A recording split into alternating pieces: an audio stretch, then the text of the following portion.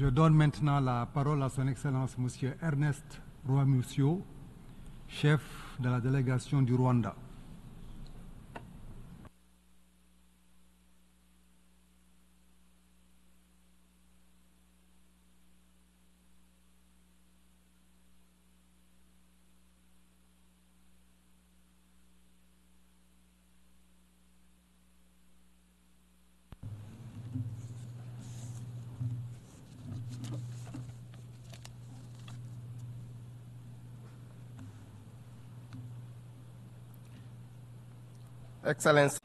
Excellence, chef de délégation, mesdames et messieurs les délégués,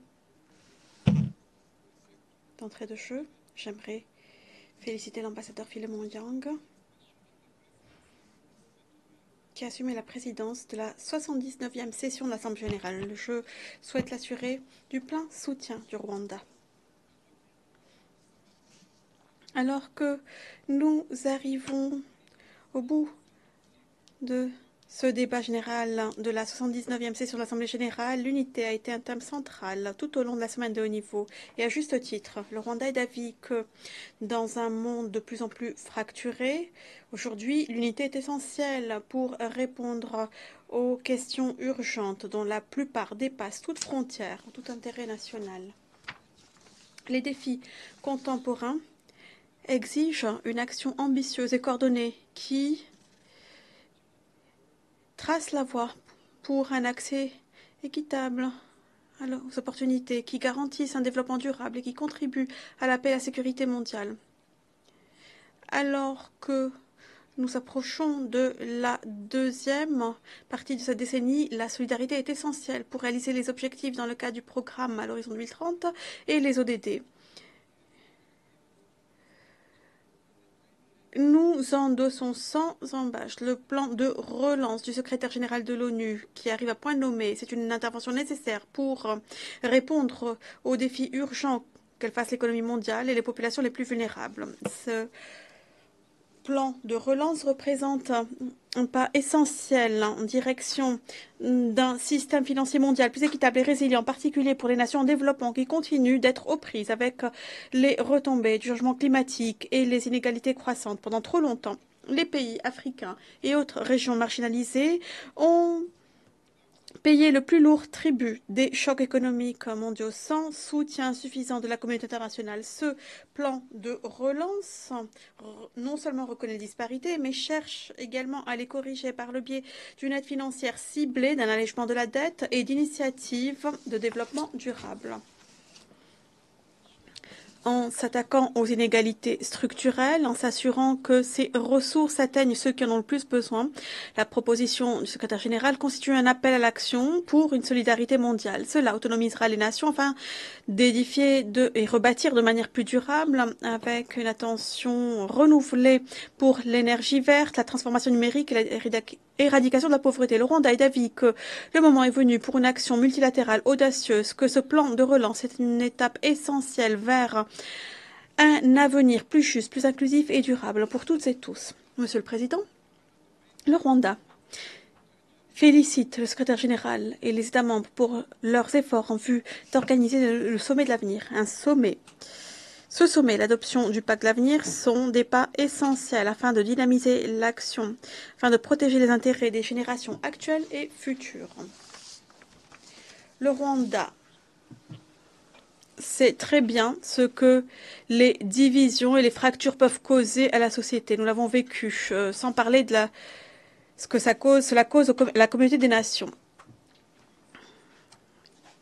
Dans la foulée du génocide contre les Tutsis en 1994, nous, Rwandais, nous sommes trouvés à la croisée des chemins. Nous avons opté pour l'unité par-dessus la division pour notre survie. C'est un choix qui n'a pas été facile, mais c'était le bon choix. Il a défini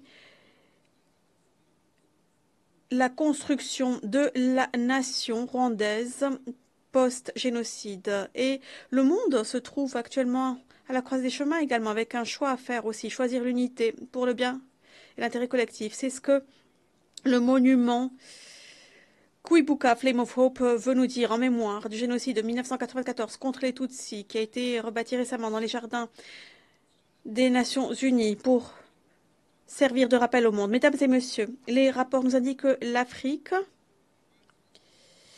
va devenir le moteur de la croissance mondiale à l'avenir, dans les décennies à venir, avec la classe moyenne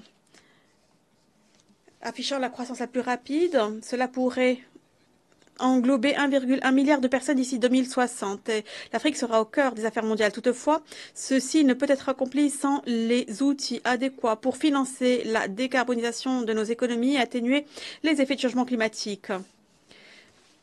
Édifier des économies résilientes dans l'hémisphère sud est une priorité urgente et cela va de pair avec une solidarité accrue de la part de ceux qui sont plus responsables de la pollution par le carbone. Le modèle payé pour polluer n'est pas une option viable, mais la solidarité et les investissements le sont. Par conséquent, des économies avancées devraient réduire leurs émissions de manière plus rapide, investir davantage dans la transition vers l'autonomie africaine. Dans quelques semaines, le monde va se rassembler à Bakou, Azerbaïdjan, pour la COP29.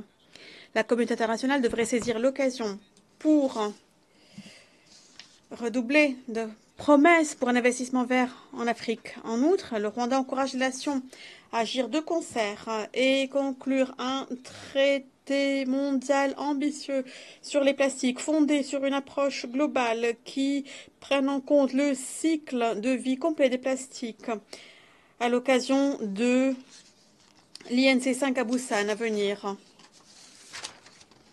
Nous avons l'occasion historique de démontrer notre détermination collective à en finir avec la pollution plastique dans l'intérêt des générations actuelles et futures. Le Rwanda se tient prêt à jouer un rôle positif dans ce sens. Excellences, Mesdames et Messieurs les délégués, 2024 marque 2 décennies depuis le premier déploiement de troupes rwandaises sous la bannière des Nations Unies. Et c'est casque bleu aujourd'hui. Le Rwanda est parmi les plus grands contributeurs avec un déploiement de missions dans toute l'Afrique. Et pourtant, l'insécurité dans notre région a atteint des niveaux sans précédent. Tout ceci est illustré par la montée de la menace de l'insurgence radicalisée dans la partie méridionale du continent, terrorisme au Sahel, ou la présence encore de milices génocidaires sponsorisées par les États à nos frontières. Plus que jamais, les solutions cosmétiques doivent être évitées à la faveur de solutions à long terme qui s'attaquent véritablement aux causes profondes de ces conflits. La sécurité ne peut être réalisée qu'en faisant taire les armes. Et ceci peut s'accomplir également en bâtissant un système de gouvernance mondial adapté aux besoins, capable de s'adapter aux crises. La réforme des IFI, des institutions financières multilatérales, doit venir compléter la réforme du Conseil de sécurité des Nations Unies et sera essentielle pour aboutir à un système de gouvernance mondiale qui soit à la fois plus équitable et effectif. Les institutions financières, lesquelles façonnent les politiques économiques mondiales, et le Conseil de sécurité, lequel assure la paix et la sécurité, doivent évoluer, de devenir mieux équipés afin de s'attaquer aux besoins du monde actuel. Sans cette réforme, ces institutions risquent de perpétuer les inégalités, en particulier en Afrique, qui a été sous-représentée dans les processus décisionnels dans toute notre histoire. La réforme des institutions financières et du Conseil de sécurité sont essentielles pour assurer une représentation juste, pour favoriser la confiance entre les nations, pour répondre de manière adéquate aux défis urgents de notre ère moderne, tels que instabilité économique, changement climatique et conflits. À cet égard, le Rwanda soutient pleinement la réforme du Conseil de sécurité de l'ONU afin de renforcer son efficacité et son effectivité. De telles réformes sont nécessaires pour s'attaquer aux injustices de longue date auxquelles fait face l'Afrique, pour assurer que le Conseil devienne plus réactif face aux défis contemporains et aux dynamiques mondiales. Seuls ces changements pourront garantir de bâtir un système enraciné dans l'égalité, dans des règles équitables, l'unité et la solidarité. En guise de conclusion, nous devons nous rappeler que l'histoire nous jugera non pas à l'aune des défis rencontrés, mais à l'aune de nos réponses à ces défis. Les réformes recherchées ne sont pas simplement nécessaires, mais elles sont inévitables si nous voulons garantir un futur caractérisé par la justice, l'équité et la solidarité. Le Rwanda se tient prêt, travaille aux côtés de toutes les nations, et nous pensons qu'ensemble, nous pouvons bâtir un monde, le monde que nous voulons. Un monde où aucune nation, aucun continent n'est laissé de côté. Saisissons cette occasion, car L'avenir de l'humanité en dépend. Je vous remercie.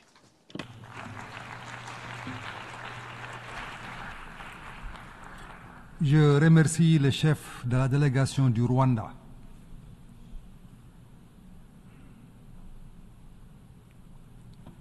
Je donne